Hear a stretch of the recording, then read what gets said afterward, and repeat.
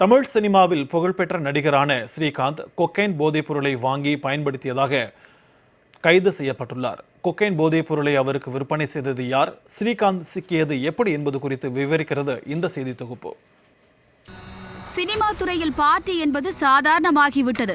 அவ்வாறு நடத்தப்படும் பார்ட்டிகளில் போதைப்பொருள் பயன்படுத்துவதாக செய்திகள் அடிக்கடி வந்த வண்ணமே உள்ளன.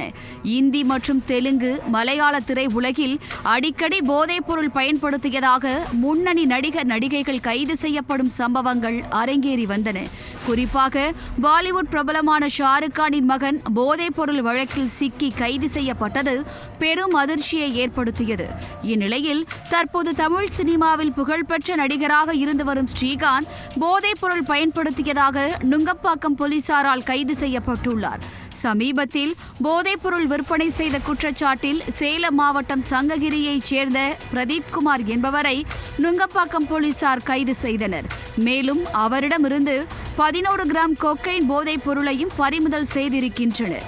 தொடர்ந்து பிரதீப்குமாரிடம் நடத்திய விசாரணையில் பெங்களூரில் வசிக்கும் கனா நாட்டைச் சேர்ந்த ஜான் என்பவரிடம் கொக்கைன் போதைப் பொருளை வாங்கி விற்பனை செய்து வந்ததும், கடந்த 2023ஆம் ஆண்டில் பப் ஒன்றில் பழக்கமான பிரசாத் என்பவருக்கு தொடர்ந்து கொக்கைன் சப்ளை செய்ததும் தெரிய வந்தது.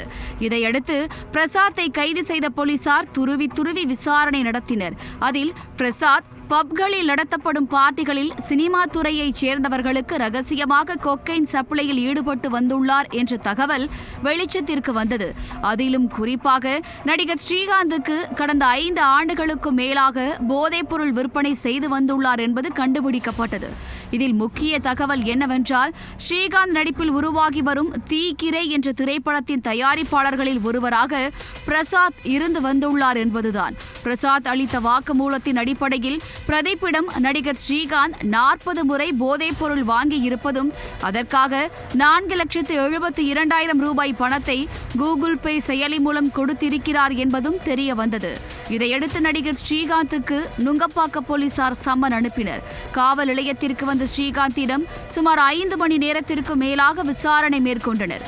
ஸ்ரீகாந்தின் செல்போனை ஆய்வு செய்த போலீசார் அவர் பிரதீப்புக்கு பணம் அனுப்பியதையும் உறுதி செய்துள்ளதாகவும் கூறப்படுகிறது. பின்னர் சென்னை கீழ்ப்பாக்கம் அரசு மருத்துவமனையில் நடிகர் ஸ்ரீகாந்துக்கு மருத்துவ பரிசோதனை நடத்தப்பட்டது.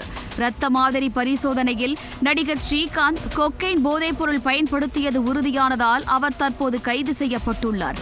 தொடர்ந்து சென்னை வள்ளுவர் கோட்டம் அருகே லேக் ஏரியா பகுதியில் உள்ள ஸ்ரீகாந்தின் வீட்டில் போதைப்பொருள் தடுப்பு பிரிவு போலீசார் சோதனை மேற்கொண்டனர்.